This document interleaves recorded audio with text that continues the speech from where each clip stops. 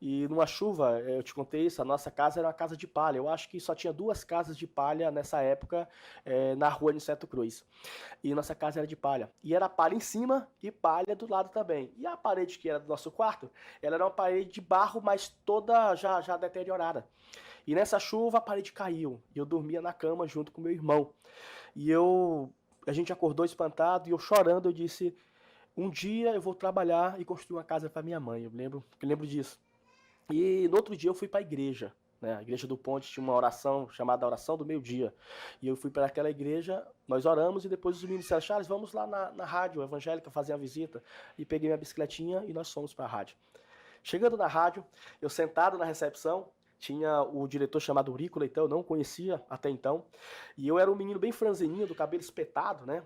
E era todo enrocado. Então, eu vi o Urico dizendo: rapaz, eu estou precisando aqui de uma pessoa para limpar aqui a rádio. E eu me senti naquele momento que eu estava no lugar certo, no momento certo. E eu disse: eu quero. Aí ele olhou assim para mim: tu quer limpar a rádio, ficar aqui? Eu disse: quero, sim senhor, se o senhor me colocar.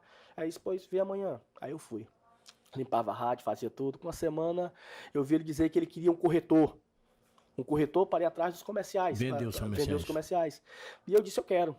E eu comecei. Na primeira semana eu consegui Armazém Paraíba, CN Motos e Ótica São Paulo. E esses três comerciais, essas três empresas, ela fazia praticamente o faturamento maior da rádio.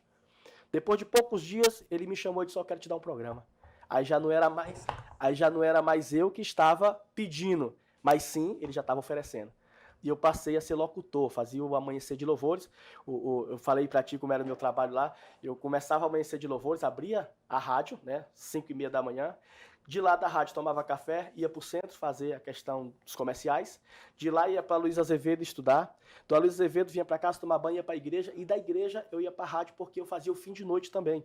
Eu fechava a rádio e eu abria a rádio. Dois horários na Dois rádio, né? horários na rádio. E ainda fazia um programa romântico que era no domingo à tarde. Então eu fiz isso aí durante quase 2 anos.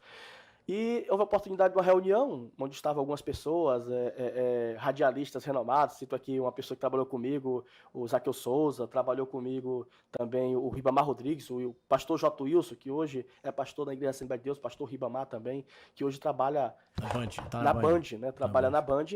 E fizemos a reunião e fomos surpreendidos, né? A escolha de um diretor da rádio. E naquele momento eu nunca pensei que eu seria o diretor. E ele disse: vai ser o Charles James. Eu tinha 16 anos, 16, não tinha nem 17 anos na época. E a partir dali eu fiquei, parece que 1 ano e meio, foi 2 anos como diretor da rádio, Estrela da Manhã. Quando saí da Rádio Estrela da Manhã, o Charles James foi procurar emprego no Armazém Paraíba. Trabalhei no Armazém Paraíba 1 ano, mais ou menos, e pedi para sair porque eu queria estudar para fazer optometria.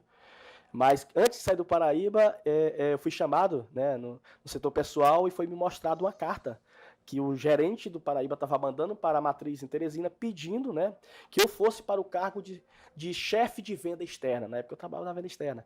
E a pedido do Almeida, que era o chefe do eletrodoméstico do Paraíba, que era que eu fosse chefe da venda externa.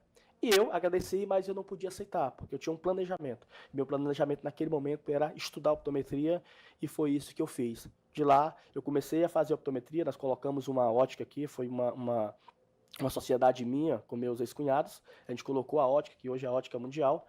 Depois que formei em optometria, eu saí da ótica, ficamos consultando, e o Cledilton, né, que é advogado hoje, que também saiu para advogar, ficou com a ótica.